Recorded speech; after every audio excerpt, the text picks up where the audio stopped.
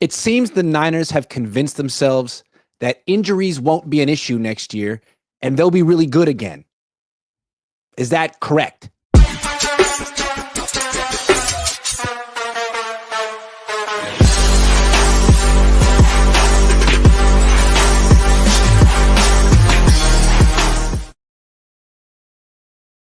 Good morning, Merry Christmas, Happy Hanukkah. Welcome to the Cohn Zone. We're the Cohns, Grant Cohn, Lowell Cohn. We got to talk. We usually talk about like a game that's coming up. We will talk about the Detroit Lions game, but they're done. The season is over in every single way. We'll talk about the future, but we should talk about, I guess, how to handle these last couple of games. And first with the linebacker, Dre Greenlaw, who tried to make a heroic return, got injured in his first game back, got injured in his second game back. Kyle Shanahan says he wants to talk to Dre Greenlaw about what he wants to do, but his gut is that he's going to shut him down for the season. What do you think the Niners should do with Greenlaw? Is this a complicated matter? I think they should shut him down, Iggy. I think if Greenlaw can't take care of his own well-being because he's so eager to play, then someone superior to him in the organization, I don't mean better, but a higher position, should do what's in his best interest. So I think they should shut him down. But I also want to say our dear friend Matt Mayoko put up a podcast yesterday saying it's a little more complicated than that Greenlaw wants to play to show the Niners he could play or other teams he can play. And so the Niners sitting him would maybe not be in his best interest. But when you and I, and so I appreciate what Matty did, but you and I discussed it yesterday, and you had a very sensible solution. Yeah, I understand that Greenlaw wants to show that he's healthy and that he can be healthy and that he's worthy of a team investing in him long term or in a big way. But for him to show that, he has to actually be healthy. And if he's actually healthy, then he can practice. This week, he was limited in practice because he left the previous game with the knee injury. So it seems to me a fair compromise if he insists on, if he refuses to shut himself down, is to say, all right, Dre, you can play if you practice every day this week and you're not limited. It seems so sensible to me, and that he and his representation ought to agree to that and understand it. If the poor guy is not well enough to practice, I mean, they have an extra day. If he's not well enough to practice, he shouldn't play. Simple as that. Yeah, like coming into this past game, he was questionable. That should have been an ixnay, a questionable. The game doesn't count. You got nothing to play for, and he's not 100% healthy. So that should have been an easy decision, because look what happened. Fourth play in, he felt tightness and left the game. That was avoidable. But maybe he comes back week 18 and it means something to him to show that he can play. Fine, but he has to practice beforehand. I agree. And finally, the decision is the team's, not his. Good point. Kyle Shanahan said he wanted to talk to Greenlaw first.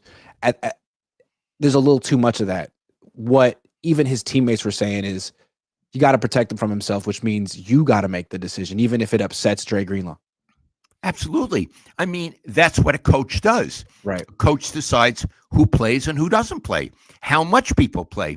So this is an example of where Kyle Shanahan can step up and be a head coach. If the guy can't practice, if the guy seems hurt, then you say no, and we'll deal with the repercussions down the line. That's what a head coach does. Yeah, and it's not like you're doing something that's unfair to Dre Greenlaw. You're really doing it with his best interests at heart. Absolutely. I mean, it would be better for the Niners if he played. They'd maybe win a game. They're not going to win this next game, but maybe they could win a game or perform pretty well. But I think in this case, and the Niners seem to have a heart. Shanahan seems to have a heart. I don't want to hurt this guy. He's been through so much. So if you feel the guy's going to get hurt again, it's not his decision, Kyle. It's yours. Right. Like just how they're not playing Trent Williams down the stretch. He said, given our situation, it doesn't make sense to play him. He's still hurt. Yeah. But if a guy is a little bit hurt, and he's important to your future, then don't play him, especially in these games that don't count. And especially for what he's been through. Yeah. Why Yeah. risk it? If it's a risk more than a regular football risk, which is a lot, but if it's more than that, you don't play him. And from what I saw on TV of the post-game talk of the players, they don't want him to play if he's going to injure himself. Yeah, I mean, he just tore his Achilles. He rehabbed for 10 months. That's tough. And the idea that he may have, I mean, when you have a calf strain, that probably feels similar. It's in the same spot. He was probably terrified. The idea that he may have potentially done the same thing again and had to do the whole rehab again, that could be a career killer. So, yeah, they got to be really careful with him. That was too much of a close call. So that's our advice to the Niners. And at some point, Kyle, you need to be the grown-up in the room. Yeah, and Kyle needs to think about how his players look at him, because we all sort of know him as the guy who looks down at his play sheet when a player gets hurt. We've seen him do it a lot of times. Greenlaw is like the emotional center of the team. Players like love him and they respect him, and you got to protect him, because if it looks like you're just throwing him to the wolves before he's ready and he gets hurt again, what did the Godfather say? He might hold some people in this room responsible for that. He did. That great scene, yeah. Yeah. Yeah. Yeah. If a bolt of lightning should strike him. Okay. So so I think what we're hearing this from optimistic people who look at the Niners, and maybe the Niners themselves, that yeah, it was a down year. Down years happen. Look at all the injuries the Niners have had. Why would you think those injuries would happen again next year?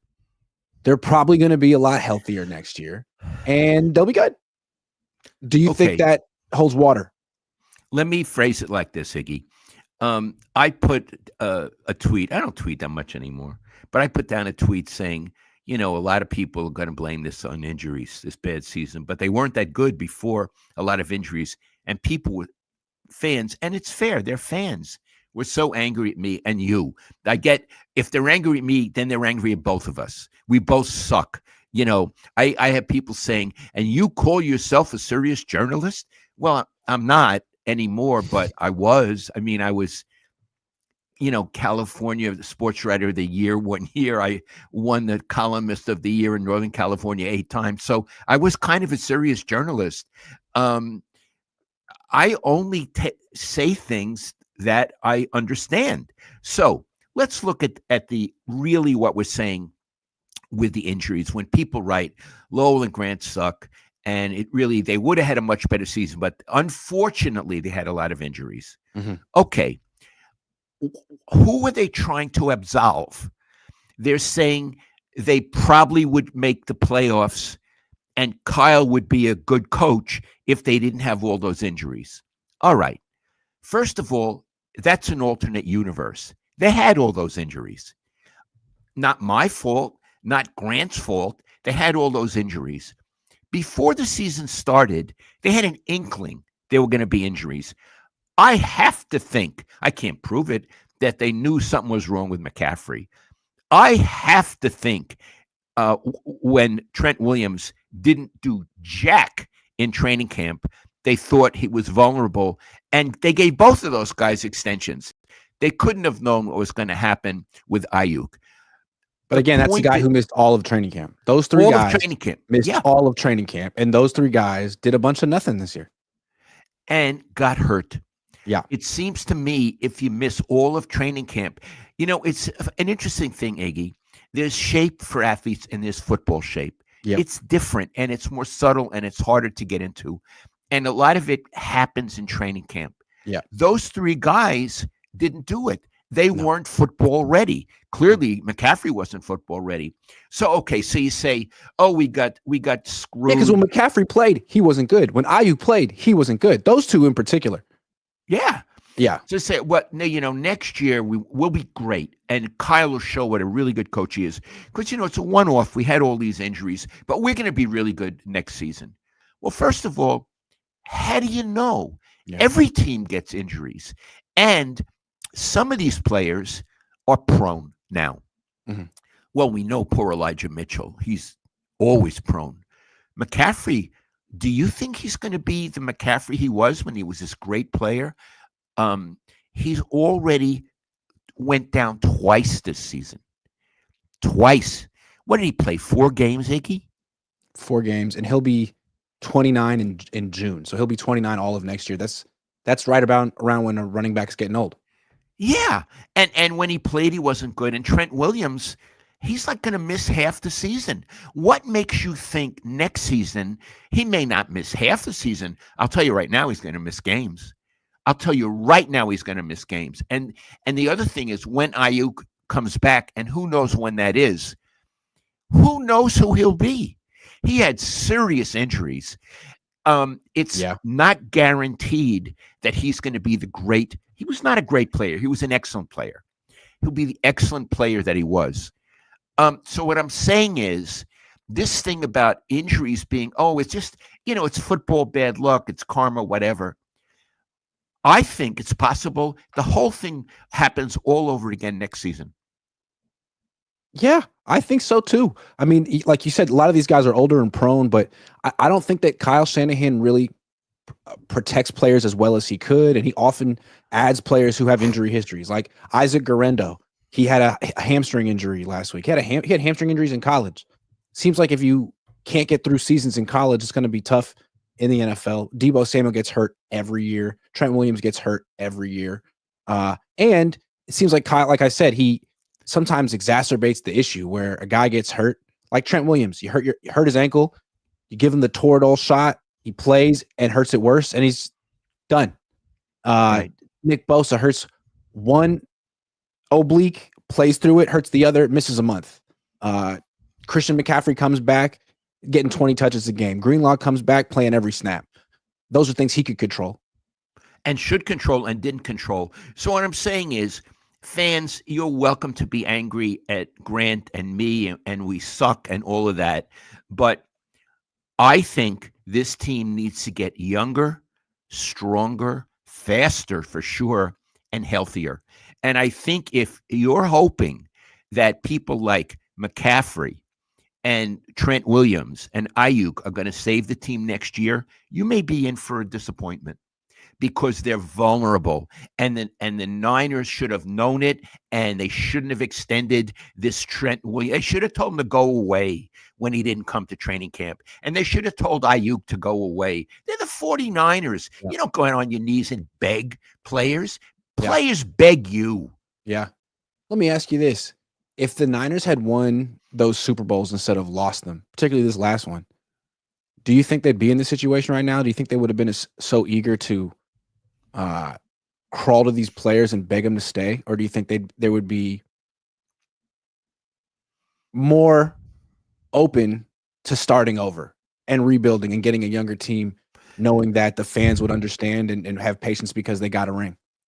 Not starting over, replenishing. If you won the 2 Super Bowls, it would be seen like Kansas City. They don't start over, but they replenish. Yes. I think there's a difference. Yes. And I assume the Niners would have been more open to that, but I'm not really that impressed with their ownership.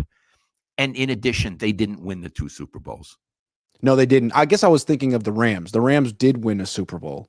And since then, they've replenished. They have a totally new team, mostly new team with a lot of young players. And they were kind of bad to mediocre for a while, but it seems like everyone understood and had patience because they won a Super Bowl. The Niners have had this like desperation around them for the last few years because they've been so close. They got to get there, and now they're not so close.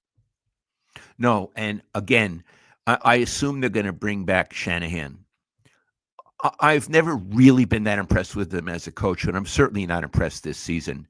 Bring him back. But to the best of my way of judging, and you're going to say I'm negative, I don't think he'll do much better next season because of how he coaches, how the league is caught up to him, because his team is old and slow and crotchety. And I think next season would be his last season in Santa Clara. Can I give you a stat that'll blow your mind? I like to blow my mind. Mind blower. Since the bye week, Niners offense scoring 17.8 points per game since the bye week. It's freaking Is that awful. not is that not good, Iggy? It's terrible. It's really, really, really bad. And that includes that game against the Bears where they scored 38 points against a team that was dead. So really, Yeah. it could be. It's been worse. Yeah, So they've gotten worse. We were talking about it the other night.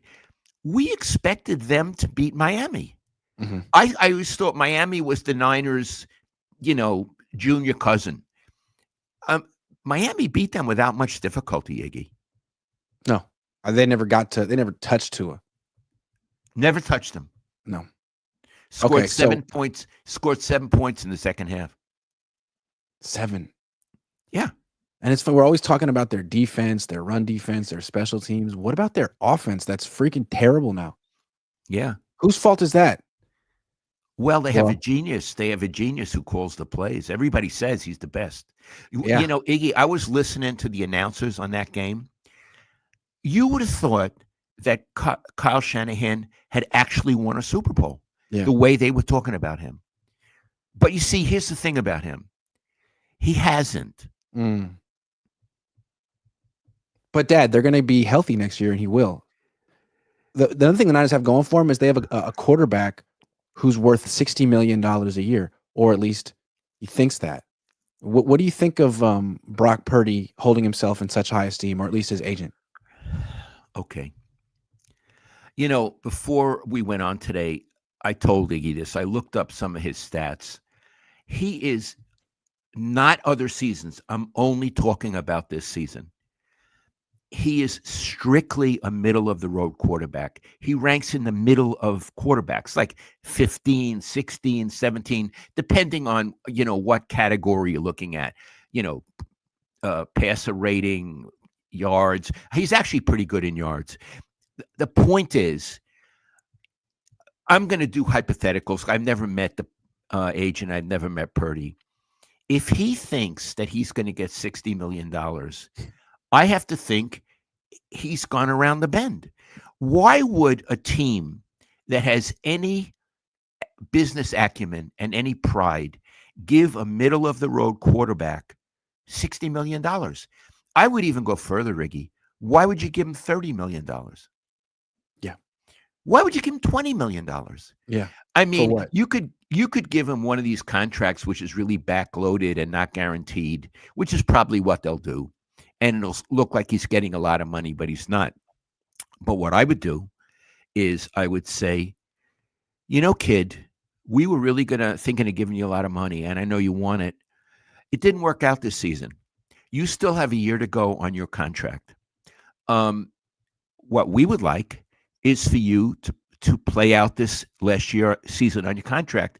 And we'll tell you, if you are the quarterback you think you are, we're going to take care of you for life. But we're not going to do it now. So suck it up. You couldn't prove to us against the Rams that you were the quarterback that we need. You couldn't prove it. Nor could you prove it against the Chiefs in the Super Bowl. Right. You can't prove it. So we don't want to do that. No. You have a contract. A contract is binding. Play out your contract, and then we'll talk. And if you really have, your beautiful passes over the middle and your read defense is great, if you come back to what you were, we're going to set you up for life. But we're not going to do it now. We're not going to make the mistake with you that we made with Williams, CMC, and Deebo Samuel, and Ayuk. We're not going to do that anymore. And I'm sorry that you're the one where we draw the line, but we're drawing the line.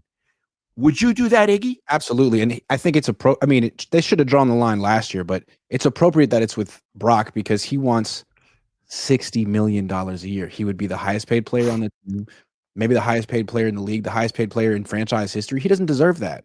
Maybe next year he'll earn it, but he does not deserve that distinction on the team in the pantheon of Niners greats because he's not a great player.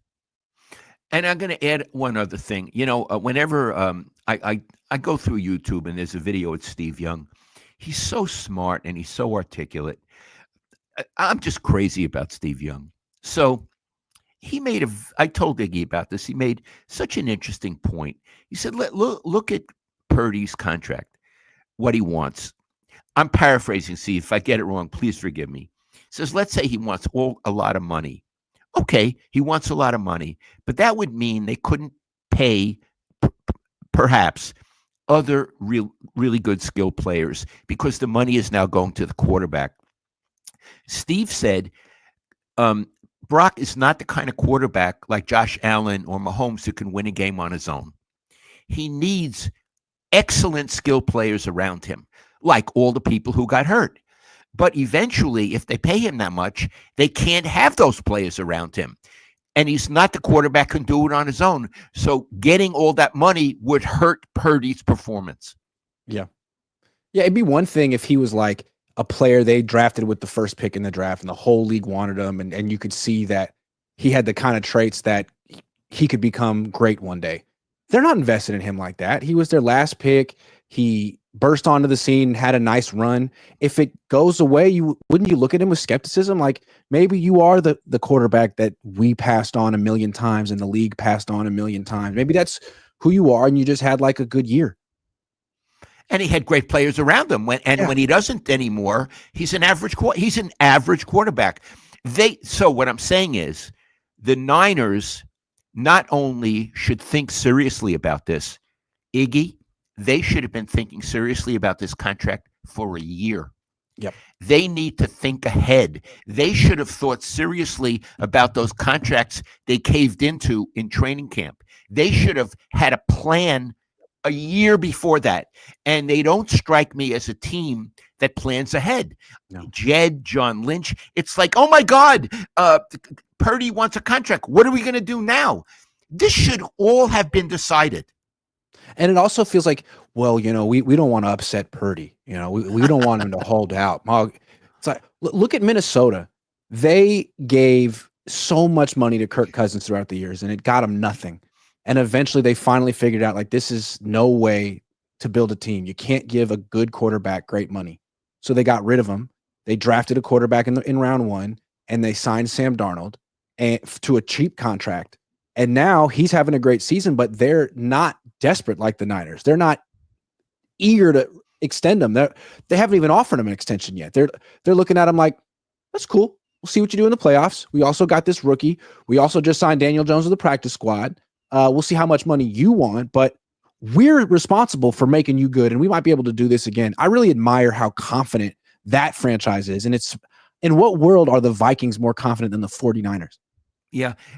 What I would say, Iggy, the Vikings, and I admire them as an organization, as I do Green Bay, they run themselves, the Vikings, like the Bill Walsh, George Seifert, Eddie, Carmen policy 49ers ran themselves. They're more like the 49ers in terms of an organization than the 49ers are like the 49ers. Yeah, I completely agree. Yeah. One more thing with Purdy. Great story. 7th round pick, never been done before. If the playoffs were to start today, 12 of the 14 quarterbacks in it would be first round picks.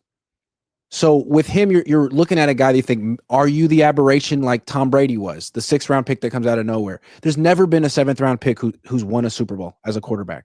Is he the aberration? I mean, he doesn't look like it this year. He looks like a 7th round pick who had a nice little run. What I want to say, because it's Christmas and it's Hanukkah, we want to be generous. That's true.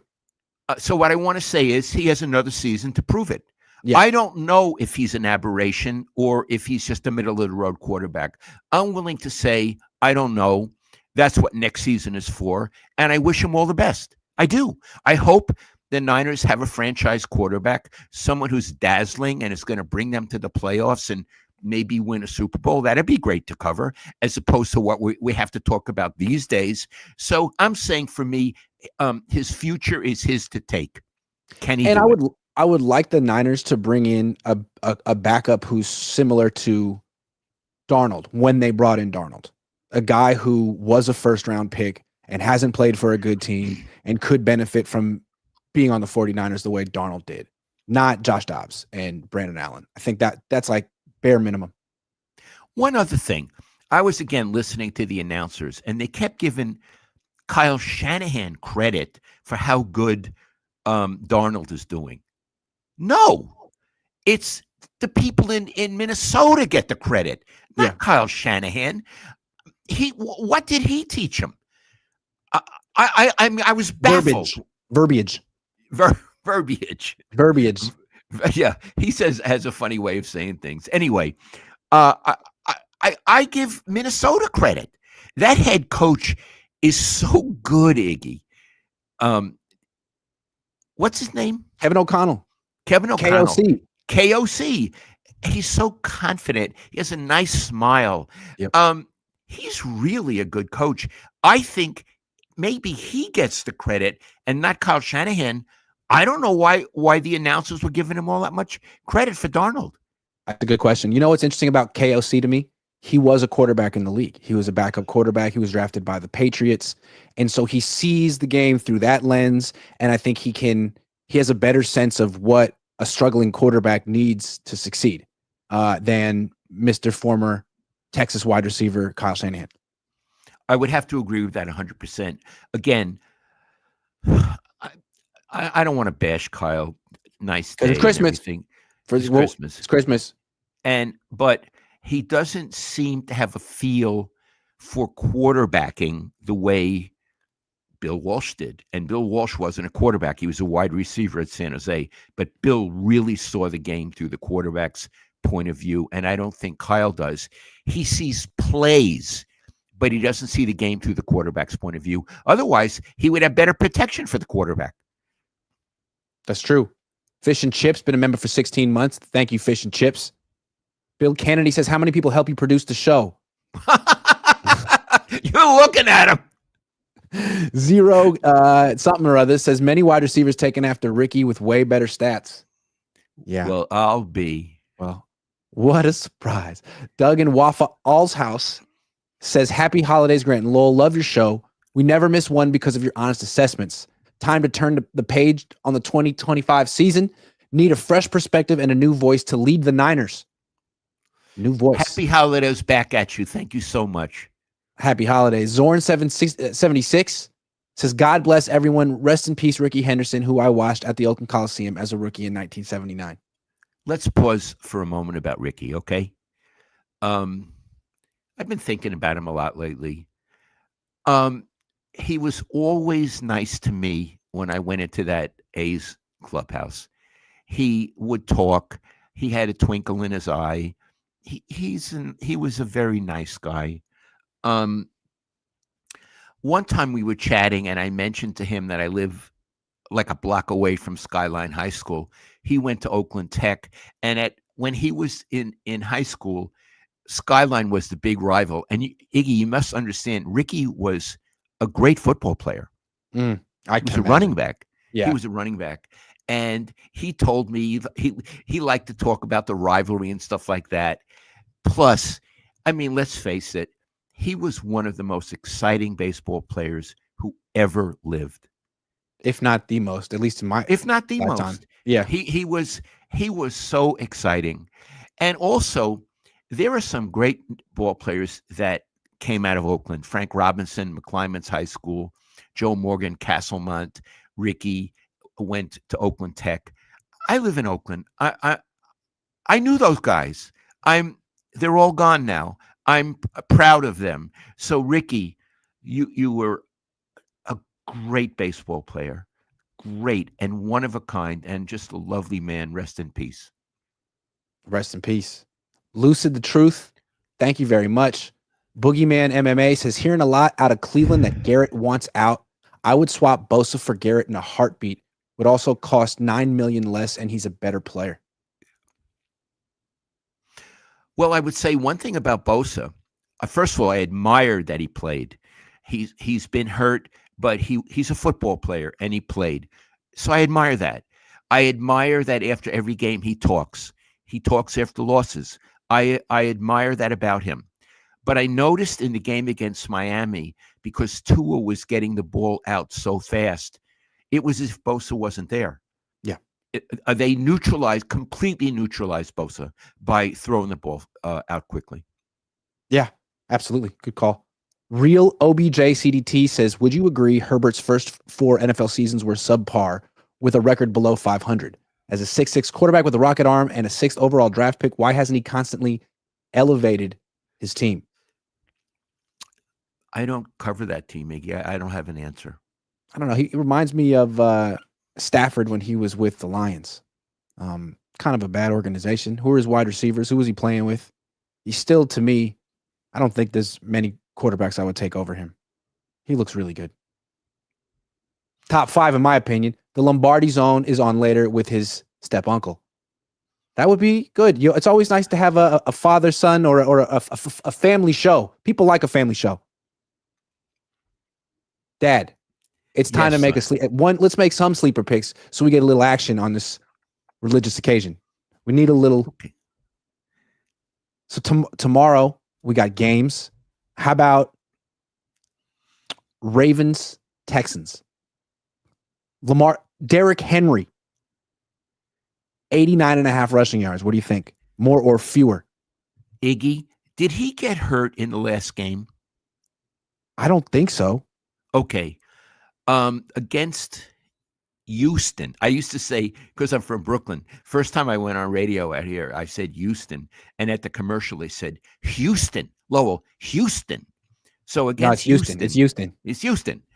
Against Houston, I'm going to say fewer. Fewer. Wow. Interesting. What about you? What about you?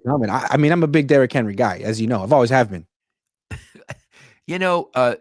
There's a good defensive coordinator who's the head coach of that team at Houston. So it's true. I'm saying fewer. Okay. Lamar, 218.5 passing yards. More or fewer? More. He's really improved, Iggy. Yeah. He has having a good year. Improved. Yeah. What about Stroud, the other one? We got 243.5 for Stroud. No, not against that team. Not happening. Iggy, Stroud was crying after the last game because during the game, his running back, his wide receiver tore his ACL. I want to say, you could say there's no crying in football, but I thought that was so endearing. Yeah. That I don't know Stroud, but I just thought this is a nice young man. Definitely. I agree. Okay, let's go to a different game to just spread out the action. Thursday, Seattle, Chicago. Geno against Chicago, 252.5. Absolutely. More. Easily. What about DK? 60.5 receiving yards. How much? 60. Yeah, more. All right, and one more guy. JSN. He's been having such a good year for Seattle. 70.5. Jackson Smith and Jigba. You know him. Yeah. We had dinner together last night. Yeah, you're a big fan. He's a big fan of you, too. All right, those are the picks. Download the Sleeper app, use promo code Cohn, and get entered to win a signed George Kittle jersey. He signed it himself, folks. Okay, Dad, let's do a thought experiment. Okay. The Niners most likely will keep Kyle Shanahan this offseason, although funny things could happen. Yeah. If and when that happens, that they keep him, what will the 49ers gain from keeping him? Like, seriously, let's go through and list all the things we can think of that would be the positives of keeping Kyle. Could we go one at a time? I'll go one in there. Okay. They would have continuity in their coaching and in their organization. Yeah. The players wouldn't have to learn new verbiage. No, seriously, for Brock Purdy, if you want to keep him, he doesn't have to learn a new offense. He stays with the same system, which would help him. Shanahan, especially with his scripted plays, is really on the ball. He's very good at that. So you have an above average play caller, better than many other, I'm not going to say most, many other coaches in the league. Yes. Anything else? He's had good seasons in the past, and there's a chance he might have another one. Yeah, fair enough. I mean, he's been to the Super Bowl twice. Yeah. He's succeeded in many high-pressure games leading up to Super Bowls. So yes, there's always the chance next season that the situation can normalize enough that he can show how good he is and bring the team along. So those Sure. are a lot of reasons for keeping him. Yeah, maybe they have a better offseason. Bunch of guys don't hold out. There aren't as many injuries. Maybe things break his way next year. And they get younger and healthier. Yeah, they'll have a first-round pick. Maybe they don't. Maybe they get a good player with that guy. Maybe he's not someone who they sit on the bench for 2 years and then trade for a fourth-round pick. They've never done that, though. Oh, wait. Okay. Yes. Let's do the other side.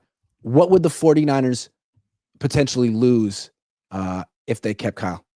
What's the downside? Now, again, everybody who's watching, I am not there. I've never looked Kyle Shanahan in the eyes. I don't walk in that locker room. I don't look the players in the eyes, which I made a business of doing when I was working. I can't prove it, but I have the feeling there's something wrong on that team.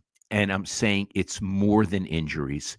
I'm not there. I'm going to call it the X factor. I don't know what the X factor is. I feel starting with Shanahan, because he creates the code, he creates the mood, he creates the culture. It's not there anymore. I feel, Iggy, these are no longer the 49ers. Mm-hmm. They're not the team that I covered. They're not the team I admired. They're not the team I was proud to cover. There's something wrong here. They're not the team they were. No. And I think there are glimpses you see of it. The guy quitting in the middle of a game. Debo and Tabor Pepper. Yeah, choke. Yeah, it was a baby, but he choked him. I mean, things like that. And I'm thinking, I know how teams work. If this stuff is in public, what the heck is going on behind the scenes that the media doesn't see? Because I'm telling you, every team I ever knew about, I would learn there was other stuff going on. So I think one of the downsides of keeping Kyle Shanahan, I think there's going to be more of the same next season. A dysfunctional team with a whacked out culture. Yeah, a whacked out. I think we can see the culture deteriorating in front of us. There was the shorts incident. There was the hat incident. I mean, all these little things that are going on with this team, and it seems like their ability to block all that out and focus on winning has ended. It seems like that to me, and it seemed like all those guys holding out. Where was the focus on winning then? None of those guys who held out put the team first. And you could say, well, it's a business. And then at a certain point, I mean, you're all going to be made for life. Made for life. Could you just maybe take a little less so somebody else could have a little more and play? They seem to be more on their own than 49ers. They don't seem, when I used to cover Joe Montana and Steve Young, two very important players, they were 49ers. That's how they thought of themselves. Mm-hmm. They were 49ers. I don't know that some of these people feel that way. They're like mercenaries. Yeah. And I think that contributes to what we're calling a bit of a fractured culture. And Iggy, that comes from the top. That comes from Jed and his parents and John Lynch. John Lynch, by the way, was never a 49er. No. And neither was Kyle. No. His dad was. I don't know. With Kyle, it seems like the team is all about him and his legacy. Whereas when Harbaugh was the coach, it felt like he was more of like a steward of like what this all means. And he sort of understood that. And it was bigger than him. And he was honored to be the next person in the line of coaches. He knew Bill Walsh. He had a relationship with Bill Walsh. Kyle seems disconnected from all that. And this is all about his legacy, not their legacy. You know, Harbaugh used to go into Bill's office at Stanford and they would talk offensive football. He used to sit like a pupil. Yep. And they would talk offensive football. I know that. Bill told me. Mm-hmm. So what else Is that the only thing they No, lose? there's more that I mean, they lose close games all the time with him. And it seems like they lost close games with Jimmy, with whoever the quarterback is. They find ways to lose games when they're close. I got to put that on him. They're going to keep doing that. And they're going to be playing more close games because their team isn't as dominant as it was in the past. Yes. I love what you're saying. And I would add another thing. I think the league has kind of caught up to him. And the way I look at it, they don't score a lot of points anymore. For a guy who's supposed to be such an offensive genius, I mean, people are hurt, but he had Deebo Samuel. He had Juwan Jennings. I mean, he has George Kittle.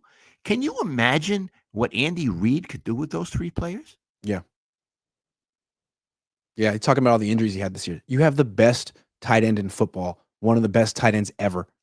Yeah. And there's games where he gets one catch. Yeah. I didn't get to him in my progressions. Change your progression. Yeah. Get to him. I mean, with him. those weapons, imagine what Andy Reid would do. That's all he would need. Yeah, that's all he would need. I mean, look at the Rams. They have the two good wide receivers.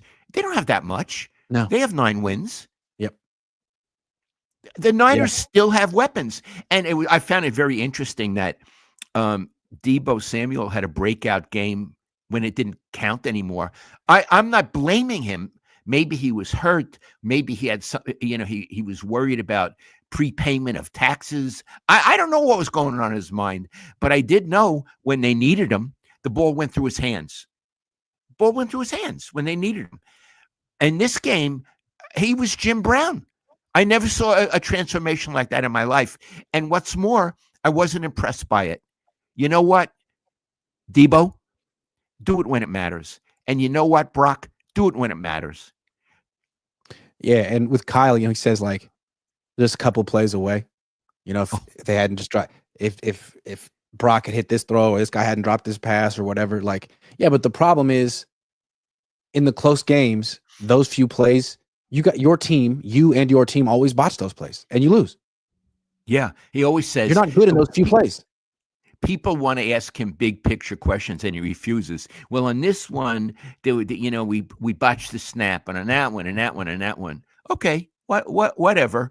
But we're allowed to say that the league has caught up to you. In fact, Iggy, Mike McDaniel, who is supposedly buddies with Shanahan and learned from him, outcoached him on Sunday. He outcoached him. I mean, that's not a good team. They can't run the ball. He got the ball out so fast, they were like little runs. And they didn't get a breath on Tua. Why couldn't Kyle do things like that? I mean, if Brock is so good, I mean, he has this great tight end. He has other players. You could do screen passes and all kind of stuff. Deebo's playing well. Yeah, Deebo, you got all kind of players to do that. How come the other guy could do it and not you? Because he's better than Kyle.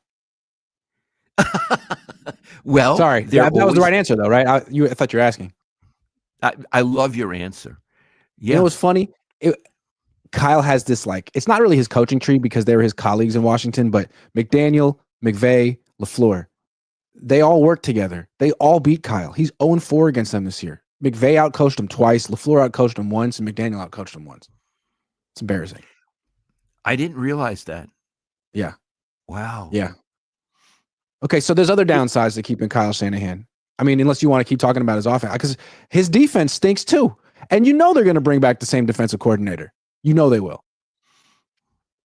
Okay. So there's that. What's wrong with the defense? They can't stop the run. That wide 9 isn't particularly good. It doesn't stop the run. It doesn't generate pressure. I mean, Tua wasn't intimidated by it. I don't know. And also they're awful on third down and in the red zone at the end of games too. It seems like he's just as big of a choker as Kyle Sorensen. Biggest chokers on the team: Kyle, Sorensen, Brock, and Jake Moody. That's 4. That's some chokage. That's chokage. The That's coordinator, the joking. head coach, the quarterback, the kicker. Other than that, the Niners are nails when it matters. Oh, you give me the giggles. Hold on. I want to make a case for the defense next Kicker. season. Oh, The defense, they're going to get Greenlaw back. they're going to get. I'm sorry, I didn't mean to laugh at Greenlaw. I'm laughing at the idea of Kyle getting Greenlaw back and then finding a way to mess it up. Yeah, that's what I'm thinking. They get the poor Yeah. guy back, and all of a sudden he's hurt again, or he's I don't know. So if you want to get rid of the defensive coordinator, I have no problem with that. Yeah. The problem is that the Niners offense regressed more than their defense did this year. Like if he fired Nick Sorensen, Josh Dubow could tweet something like, Niners offense regresses 7 points per game from 23 to 2024. Fires defensive coordinator. Iggy, have we ever seen anything like that before with them? Niners offense scores 19 points in regulation in the Super Bowl. Kyle fires the defensive coordinator. Yeah, he can't fire Sorensen because Kyle did a worse job this year. He could fire. He could fire him. Then you have to fire himself next, though. You know what? He's not going to fire himself. That's where the upper ups come, and we'll see after next season. If it's a bad season again, they'll have to call him in and say, here's a statement here that you'll sign. I really enjoyed my time here, and I learned, and blah blah blah blah. But I want to spend more time with my family. I don't think the Niners have the guts to fire Kyle Shanahan this offseason because I don't either.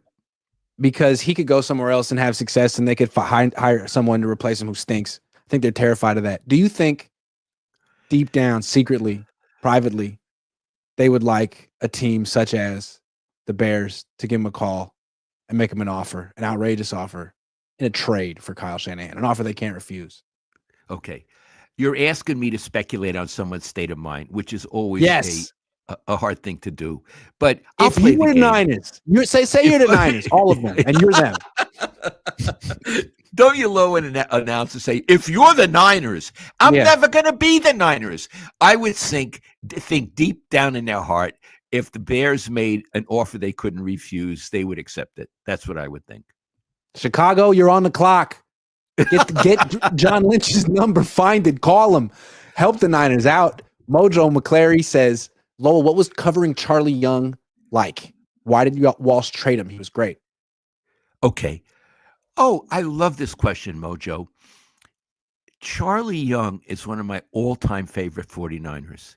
He is so imaginative. I want to tell you how I met him. You have to understand, it was so different in those days. They used to practice at this little dinky facility in Redwood City, and I lived in Palo Alto, so I used to go there all the time and hang around. I didn't know Charlie. So one night, it's dark. It's about like in the autumn, and I go out to my car. I'm going to drive home, and there's Charlie coming at me, and I didn't know what was going to happen. Charlie is like a born-again, serious Christian. And he starts preaching to me. Iggy, I never told you this. He starts preaching to me in the parking lot, all about, Jesus and all of this. And I said, look, Charlie, it's very impressive. I'm a Jewish guy. It doesn't resonate with me. He goes, okay, I won't do that anymore. What do you want to talk about?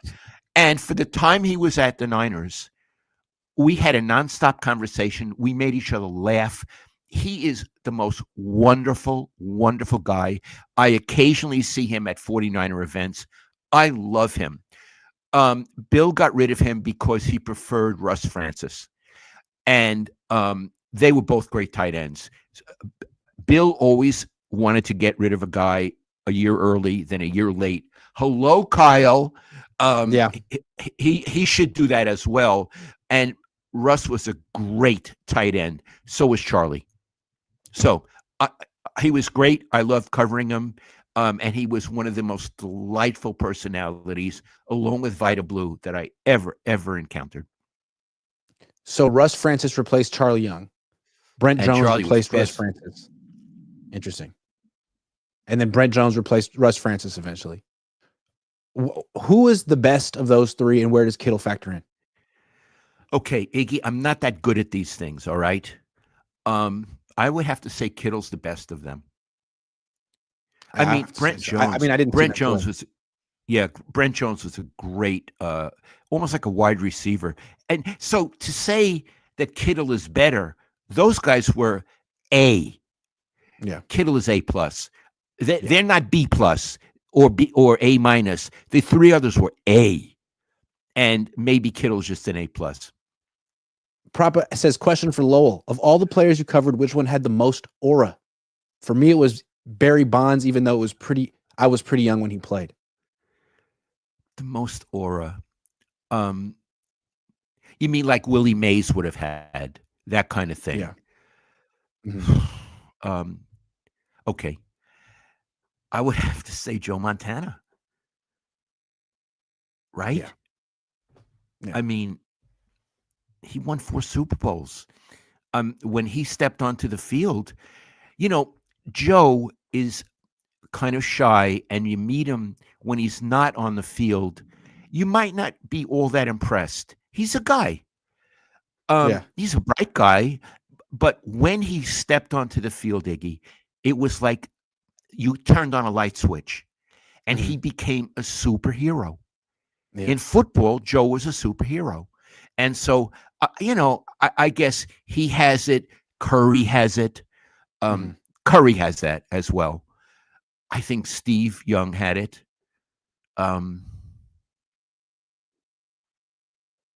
Those. You know who else had it, Iggy? You know who had an aura? Madison Bumgarner. Yes, he did. Good call. Madison He did Bumgarner. For a little bit. Yeah. Yeah.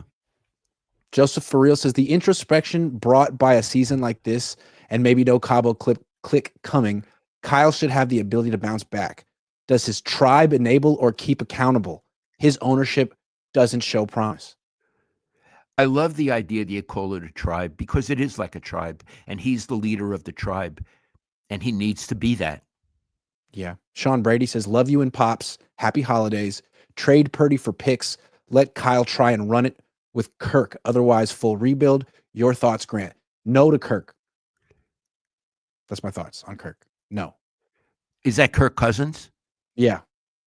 Oh, no, absolutely not. Oh, no. He's not a winner. He's not a winner. He's all washed up. Maynard Keenan says, I think you should outlaw. I think you should outlaw have a 4-man front with Lombardi and Stats. Squash beefs for the new year. Happy holidays. Squash beefs for the New Year's. I'm into it. Bill Kennedy says there are 14 million reasons to keep Kyle. Yeah, that's 14 too many. That's 14 too many, baby. All right, Dad. Is it time to do a little Christmas cheer? Have we done all our topics?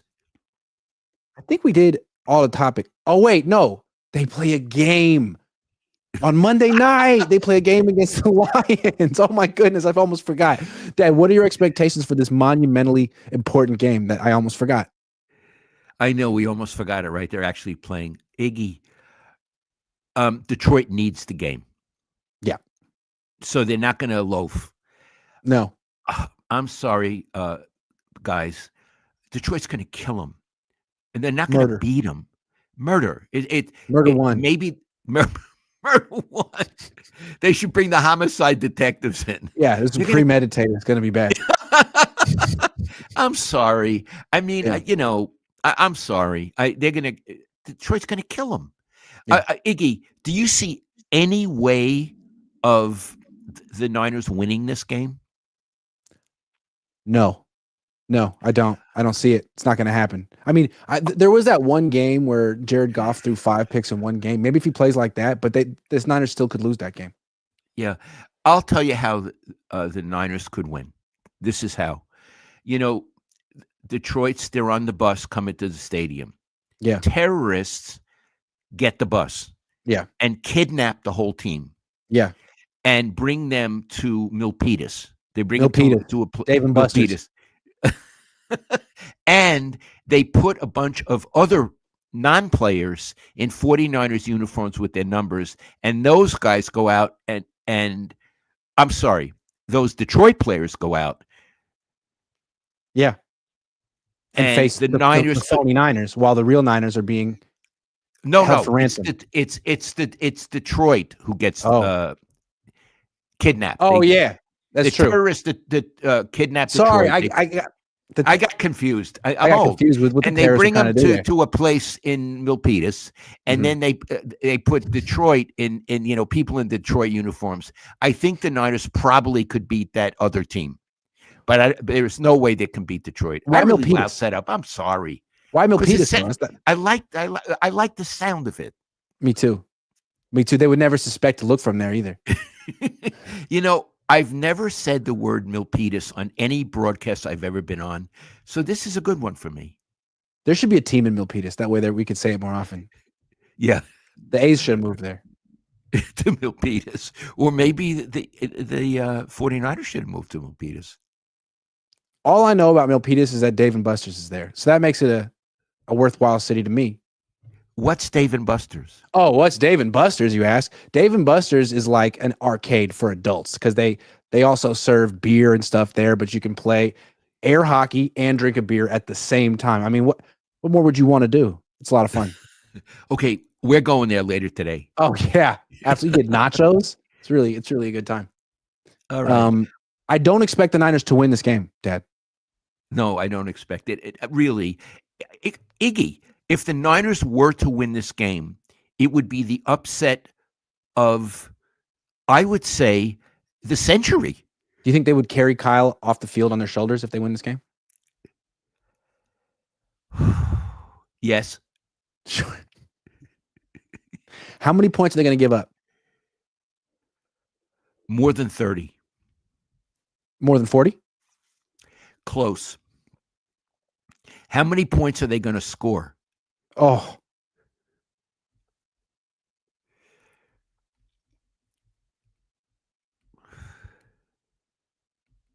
$14.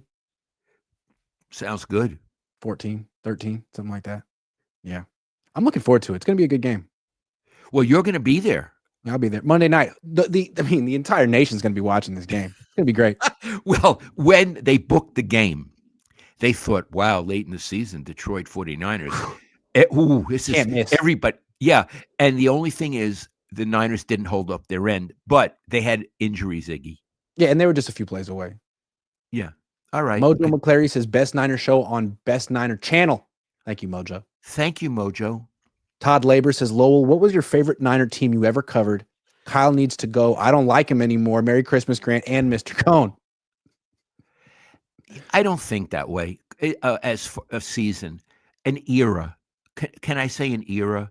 When I covered the Walsh-Seifert era, I was so proud to cover something, an organization so excellent. So was that era. And it's of any team I ever covered, it was that era, any sport, that era. And I learned so much about writing and about how teams work and about how teams should work. And I judge other teams, the Niners, the Giants, the Warriors, based on the standards I learned then. Well put. Thanks for watching, everyone. Merry Christmas. Happy Hanukkah. Have a great Christmas Eve and enjoy yourself tomorrow, too. But that's it. Love you, Iggy. Love you, too, Dad. See you guys.